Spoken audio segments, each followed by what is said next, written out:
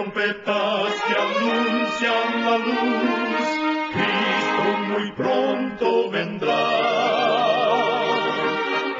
Escuchan ustedes el programa mundial La Voz de la Esperanza, que proclama un mensaje cristiano de paz, de seguridad y de amor.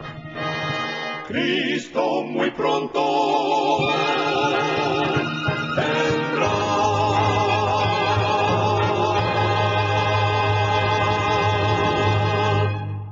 Y ahora con ustedes, La Voz de la Esperanza en la palabra del Dr. Frank González. Su tema será: Bienaventurados los que padecen persecución. Amigos oyentes, por varias semanas hemos considerado las bienaventuranzas de Jesús. Hoy debemos dedicarle nuestra atención a la última de ellas. Trata de la actitud que deben asumir los cristianos frente a la violencia. Dice así el Señor: Bienaventurados los que padecen persecución por causa de la justicia, porque de ellos es el reino de los cielos.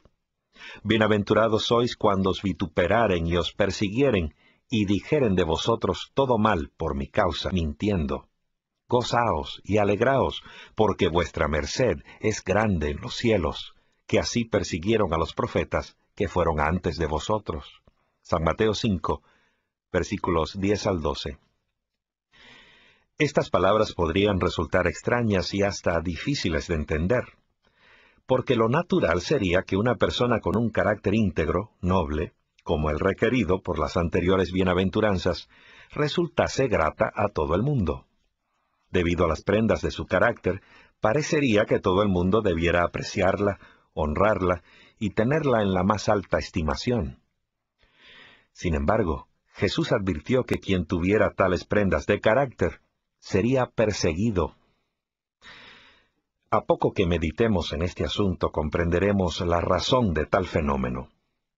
El genuino carácter cristiano no es aceptado fácilmente por quienes no lo poseen, puesto que es una reprobación constante de la falta de sinceridad, de la falta de honradez que se halla en los demás. ¿Qué fue lo que ocurrió en el caso del propio Maestro de Nazaret? ¿Por qué fue rechazado y perseguido? Él explicó que hacían tal cosa porque él no era de este mundo. ¿Qué quería decir el Maestro con eso? Sencillamente que él no participaba de las malas artes de aquellos que lo rodeaban, y su vida sana y sin dobleces, y su palabra íntegra y serena, no era soportable para los demás. La luz que irradiaba el Maestro ponía al descubierto lo que estaba oculto en las sombras que había en sus contemporáneos, y éstos se convirtieron en sus perseguidores. Dice un inspirado autor: el que vino para redimir a un mundo perdido, halló la resistencia de las fuerzas unidas de los enemigos de Dios y del hombre. En una confederación despiadada, se alinearon, en orden de batalla, contra el príncipe de paz. Aunque la compasión divina se mostraba en cada una de sus palabras y acciones, su diferencia del mundo provocó una hostilidad amarguísima, porque no concebía licencia para la manifestación de las malas pasiones de nuestra naturaleza, excitó una oposición y una enemistad crueles. Amigo mío, si tú eres cristiano, no te sorprenderá el que se te trate como se trató a Jesús. Después de todo, el que tal ocurra debiera ser para ti un motivo de sincera satisfacción. Eso podría ser la evidencia de que estás en el buen camino. Y si tú, amigo mío, has rehuido hasta ahora el vivir como Cristo quiere que vivas para evitarte las molestias que tú supones que eso te significaría, cambia ya esa actitud. Es negativa y es peligrosa. Por otra parte, al vivir sin Jesús, se sufren más pruebas. Todo el mundo las tiene. Pero si afrontamos la oposición y las dificultades teniendo a Jesús en nuestro corazón, entonces marcharemos con la seguridad del triunfo. Hoy, como en los días de nuestro Señor Jesucristo, muchísimas personas rechazan la luz que dimana del Maestro, porque esta luz no concuerda con las tinieblas que hay en ellos. Y en lugar de obrar con sensatez y con buen juicio, es decir, en lugar de permitir que esa luz bendita y todopoderosa llegue hasta lo más profundo de sus almas y las ilumine, disipando las sombras hasta en lo más recóndito de sus corazones. Se endurecen contra esa luz y luchan contra aquellos que la irradian. Atacan al cristianismo, lo condenan a los cristianos y más de una vez, de buena gana, los quitarían de en medio. Es un capítulo más de la lucha secular entre el bien y el mal. Las fuerzas tenebrosas de la oposición a Dios condujeron a Jesús de Nazaret a la cruz y allí lo clavaron. Pero esa cruz no fue para Cristo ni para los cristianos un fin, sino un comienzo. En ella se ganó la batalla definitivamente, y aunque la persecución ha continuado desde entonces, el triunfo del cristianismo es una verdad definitiva y eterna.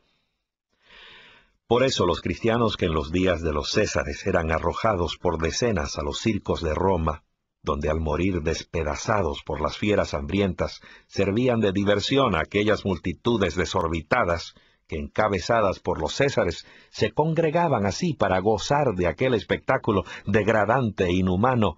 Por eso repetimos, aquellos cristianos comprendían perfectamente el sentido de la octava bienaventuranza y estaban listos a padecer persecución por causa de la justicia, sin la menor vacilación, y con un canto en los labios y en el corazón.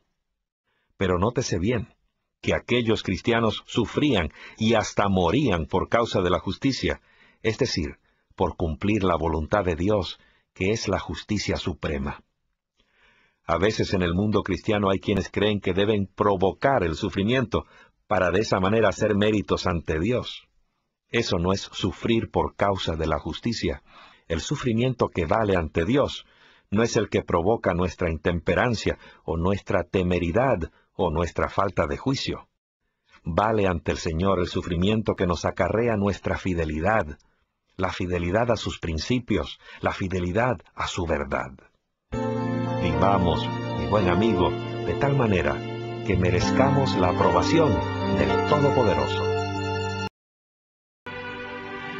Y ahora al despedirnos, decimos a cada oyente: Dios te bendiga y te guarde. Haga resplandecer Dios su rostro sobre ti y tenga de ti misericordia. Dios alce a ti su rostro y ponga en ti paz.